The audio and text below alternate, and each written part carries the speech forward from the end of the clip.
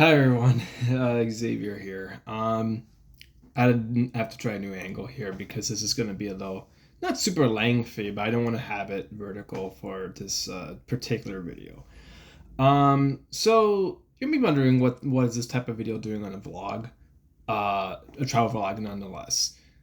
I have to tell you a very important update, but it comes with a story regarding my travels.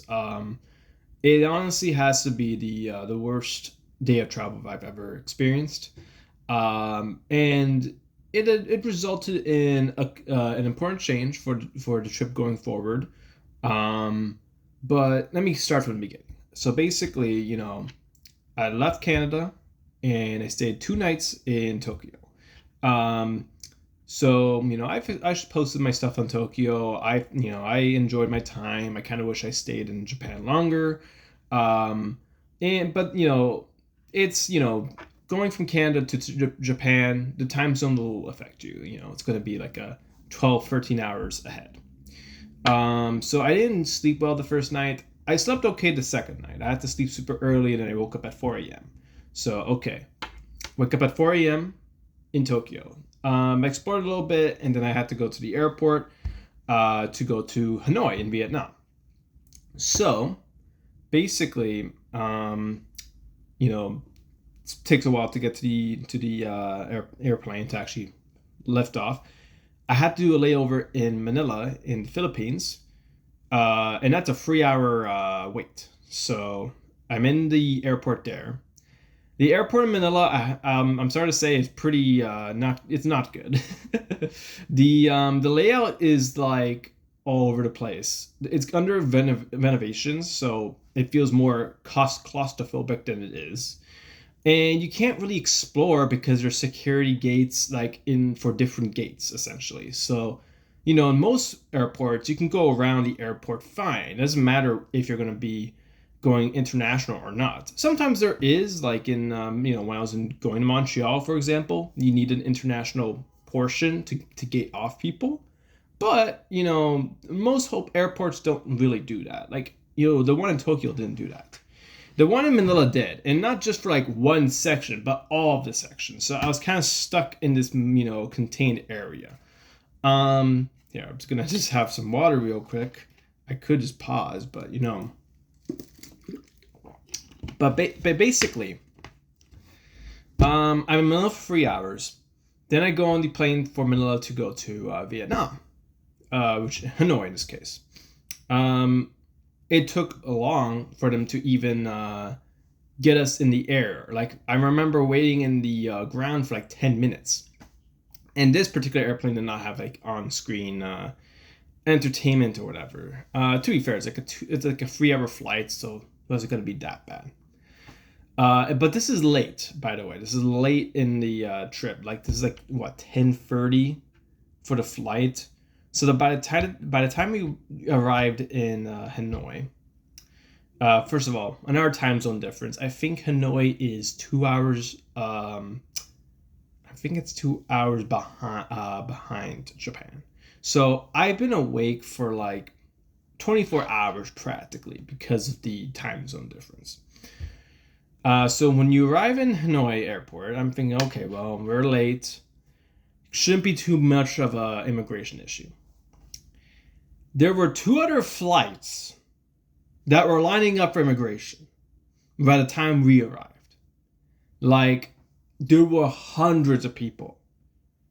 And I was like, fuck, I was dead. I was dead inside.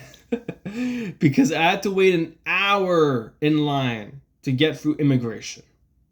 So, okay. All right, well, it takes until 3 a.m. to finish immigration. Okay, is that the worst thing in the world?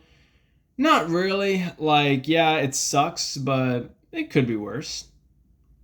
It gets worse.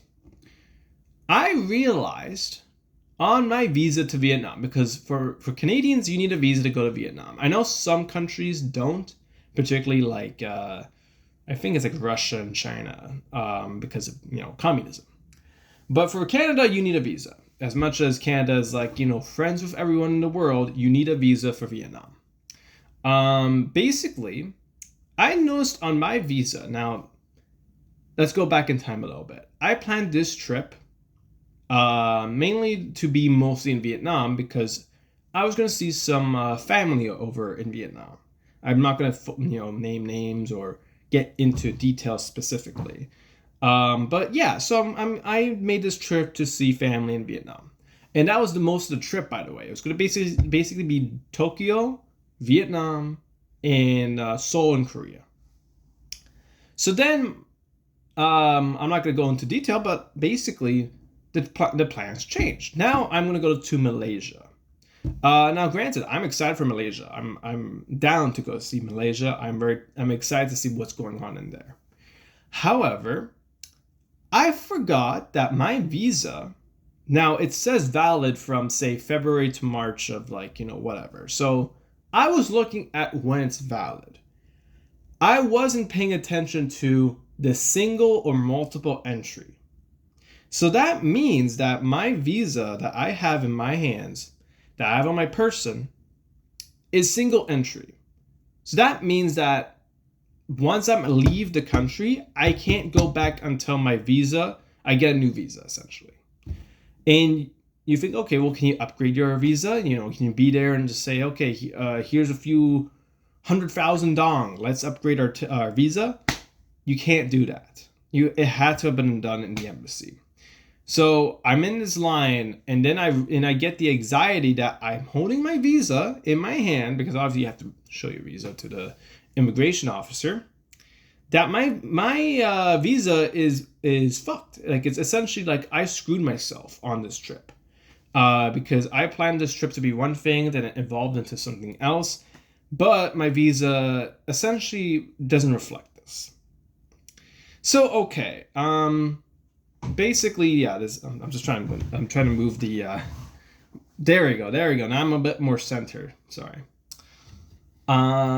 So yeah, okay. So this visa violation, that put a big monkey wrench into my trip. Okay, so let me just go through immigrations.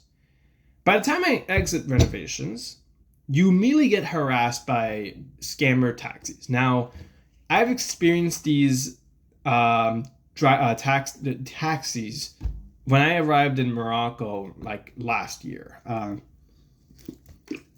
Basically, these taxis, I'm not even sure if they're official. They're essentially unofficial Ubers.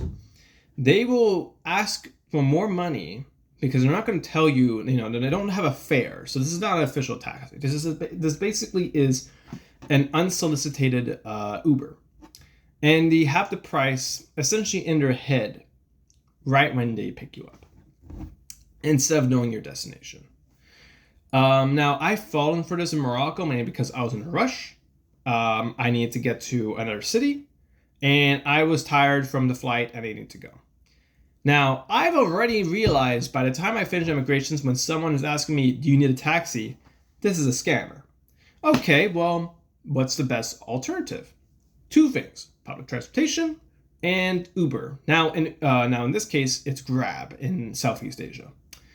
So the Wi-Fi in the airport, the Wi-Fi that should be free, you should access it no matter what time of day, it's broken. So that's cool. I don't have a SIM card as well, so I can't call an Uber. Okay, what about public transportation? Maybe I can look for a bus. I arrived at 3 in the morning, and the buses don't show up until 5:30 in the morning. Now, I could wait, but I'm in an airport with no Wi-Fi, and I have to wait 2.5 hours to get to my hotel. And keep in mind, I've been up for over, I think, say 25 hours at this point. I'm exhausted. I am not waiting in the airport, and risking sleeping in the airport. So I'm like, screw it. I'm going to go. I'm going to try to see if I can haggle down the price for this guy. So the scammer driver picks, it's like, okay, let me take your luggage. I ask before we leave, how much is the fare? He says 900,000 dong. Now, 900,000 dong, I guess in Canadian, is equivalent to like $50, something like that, which, you might think, okay, that's not the worst, but it's also, you have to consider how much the local taxis tend to be. That was my mistake in Morocco when I paid over like 2-3 times over the actual amount.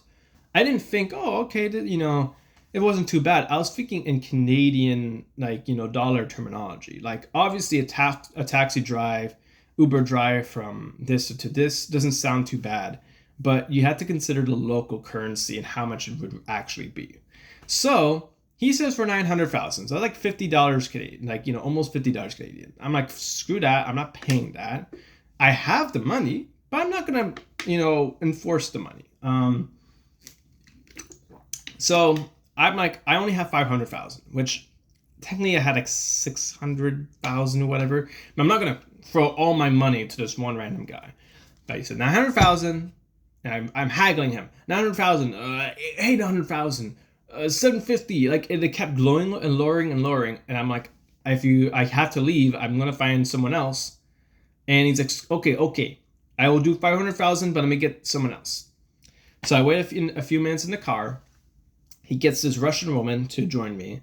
I think she also paid 500,000 as well. So it's like, what, $25 Canadian. So, he's getting like $1 million dong, essentially ride for both of us. Now, granted, I kind of, it would have been like twice as cheaper if I had got the Uber, but of course the Wi-Fi was broken. Almost, makes me think if this was a conspiracy, but whatever, it happens. And lastly, I arrive at my hotel, which is in the French Quarter, which is like the very like popular, very like it's what makes Hanoi very like interesting. Obviously I can't check in early. It's 2 p.m. is usually the time. Now, thankfully, I did get it bumped to 10 a.m., 10:30-ish. But I arrived at, like, again, 3 a.m., or like 3:30 or whatever, at this hotel. I had to stay up an extra, 5.5, 6 hours? So by the time I got to my hotel room, I was over 30 hours, 30 hours without sleeping. Now, granted, when you probably have seen pictures and videos, it doesn't seem like I'm that low energy. Well, maybe I'm always low energy, but it doesn't make it seem like I'm very cranky. I'm very unmotivated, because you have your energy come in waves, especially if you have like some added caffeine or some added nutrients in your system. But man, I was so exhausted, so I slept from like 11:30 to 9 a.m. And currently, it's 10:30 in the morning over here now. I'm gonna try to get some sleep after this, recording, so I can, get some breakfast and head to the airport the next day. But that leaves the most important thing, the change to the trip, because like I mentioned, in immigrations, sorry, I was holding a Filipino peso. The most important thing is that I can't return to Vietnam because my visa is single entry. Because after Malaysia, I'm in Malaysia for 8 days. My initial plan was going from Ho Chi Minh for 3 days, and then going to Hanoi for an extra 3 days, and hopefully see Hai Long Bay. I can't do that anymore because you need to have had a multi-entry visa. I could try to reapply, but the problem is that that will be just risky. You don't know how long the application takes. It took a few weeks in Canada. I don't know how it is over in Malaysia, where I'm going to be. And, I don't want to pay this extra hidden fee because it's late or whatever. So essentially my trip for Vietnam got railroaded. So what now? I have a block essentially of nothingness for my vacation because I need to do something. The funny thing is, I had tickets for Bangkok actually, going from Ho Chi Minh after Malaysia. So I thought, oh, well, I haven't canceled those because I couldn't cancel them. That was the weird thing about these tickets. I couldn't cancel them. So my money is just gone. So I thought, okay, I can use those tickets.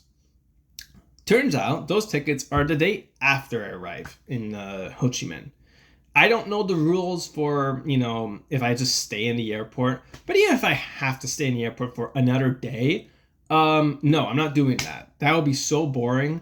Like, I'm not even sure there's a hotel in the airport property. Like, I have to probably go out. And I don't think they will allow me to do that. So I don't want to be stuck in an airport for 24 hours more than I need to be. So yeah, Bangkok was not an option. And I have to get tickets soon because I'm going to be in Malaysia for a week, but I need to have a backup plan. So now my plan is this: after Malaysia, I'll be going to Korea essentially a week early. I'm going to go to Busan, which initially I was going to be in Seoul and maybe do a 1 day trip to I think it's Suwon, which is a city outside of Seoul. I always wanted to see Busan, and I was going to do it, but initially the flights and the hotels, the pricing did not really seem enticing for me. It didn't seem that fair of a price. Now, ironically, when I'm in a rush to go, like I need to get flights and hotels now, the flights are way more reasonable. So I'm spending an extra like 500, 600, something like that just to change everything. Which is great, but at the same time, it would have been nice to save money in Vietnam because, granted, Korea, from what I've heard, is cheaper to visit than Japan. And Japan, for Canadian standards, is cheap to visit. But compared to Vietnam, it is night and day. It is not the same. Vietnam is completely way more cheaper than going to Korea. And that's the thing, because in my brief time of exploring Hanoi, I was enjoying myself. Granted, it got to the point where there was too many, the traffic was kind of killing me. It was kind of getting smoggy, but other than that, I loved the area I was in. It was very cheap to get things over there because the currency is very low value, and it was a very unique experience. That's why I was so excited about when I was arriving. Oh my god, I would love to see Ho Chi Minh. I would love to see the other sides like the Chu Chi tunnels and Hai Long Bay, but that's not going to happen anymore. So yeah, that was essentially this is the why I'm making this video, to essentially vent and to give you an update of what's going on. And it's sharing, now granted, it could have been a way worse experience. The whole trip could have been canceled. That would have been the worst outcome. But this is like the second or third worst outcome I could have got, where because of mistakes I have made, I cannot go to Vietnam. Or because as soon as I leave, my visa is completely null and void because it's a single entry. And I have to spend more money than I need to. Some of my airplane flights are now I can't cancel these tickets for whatever reason. So now they're gone. So I've spent a few extra hundred that I will never get back. Which, you have to bite the bullet sometimes. That's life. But, at the end of the day, I'll still try to make the trip more positive, more, rewarding at the end of the day. Especially how bad could it get after? I've experienced the worst. I don't know how bad it could get afterwards. So yeah, this is a very interesting video. If anyone's, I don't know what I'm going to title this video. I'll probably just say the worst day of travel experience yet or whatever. Something clickbaity, I don't know. But, I just want to share my headache of experience. I'm going to go to bed after this. Even though I slept a good amount after finally checking in, I still think I need more rest because, again, I've been up for 35 hours before I got sleep. So I'm still a little tired. Anyways, thanks for watching, and I hope you guys will watch and stay tuned for, when I go to South Korea and Malaysia. But till then, hope you guys enjoy your day, and have a good night if you're watching at the nighttime, which I'm recording in the night. So there you go.